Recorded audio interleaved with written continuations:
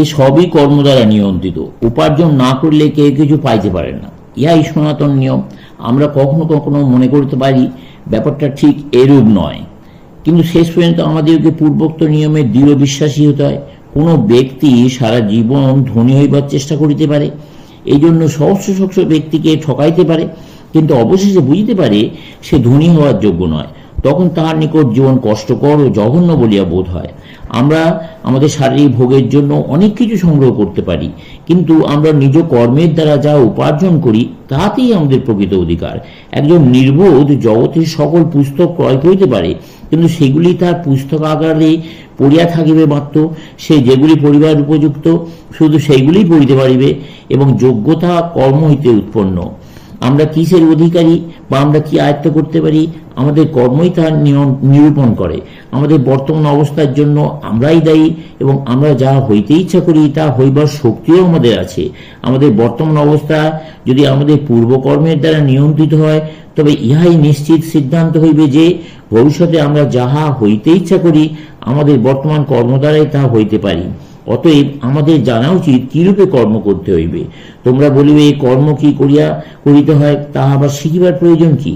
সকলেই তো কোনো না কোনো ভাবে এই জগতে কাজ করিতেছে, কিন্তু শক্তির অনর্থক ক্ষয় বলে একটি কথা আছে। গীতায় এই কর্মযোগ সম্বন্ধে কথিত আছে, কর্মযোগের অর্থ কর্মের কৌশল, বিজ্ঞানসম্মত প্রণালীতে কর্ম অনুষ্ঠান। কর্ম কি করিয়া করিতে হয় জানিলেই তবে কর্ম হইতে সর্বাপেক্ষা ভালো ফল পাওয়া যায়। তোমাদের স্মরণ রাখা উচিত সকল কর্মের উদ্দেশ্য মনের ভেতর পূর্ব হইতে যে শক্তি রয়েছে তা প্রকাশ করা, আত্মাকে জাগাইয়া তোলা। প্রত্যেক মানুষের ভেতরে এই শক্তি আছে এবং জ্ঞানও আছে। এই সকল বিভিন্ন কর্ম যেন ওই শক্তি জ্ঞানকে বাইরে প্রকাশ করিবার, ওই মহাশক্তিগুলিকে জাগ্রত করিবার আঘাত স্বরূপ।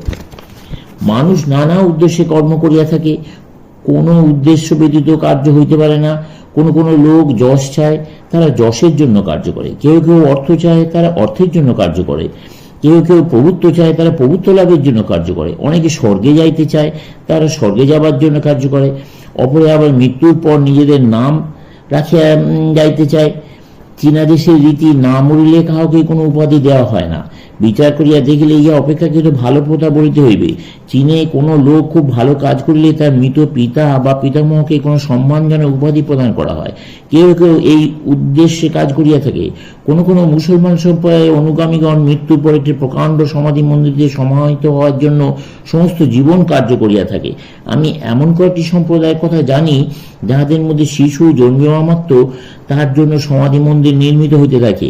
ইহাই তাহাদের বিবেচনায় মানুষের সর্বাপেক্ষা প্রয়োজনীয় কর্ম, এবং ওই সমাধি মন্দির যত বৃহৎ ও সুন্দর হয় সেই ব্যক্তি ততই ধনী বলিয়া বিবেচিত হয়। কেউ কেউ আবার প্রায়শ্চিত্ত রূপে কর্ম করিয়া থাকে।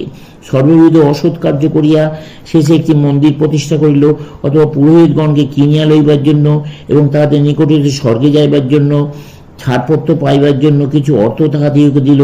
তারা মনে করে এরূপ দানের দ্বারা তাহাদের পথ পরিষ্কার হইল, পাপ সত্ত্বেও তারা শাস্তি এড়াইয়া যাইবে। মানুষের কার্য প্রভৃতি বহু উদ্দেশ্যের কয়েকটি মাত্র বলা হইল।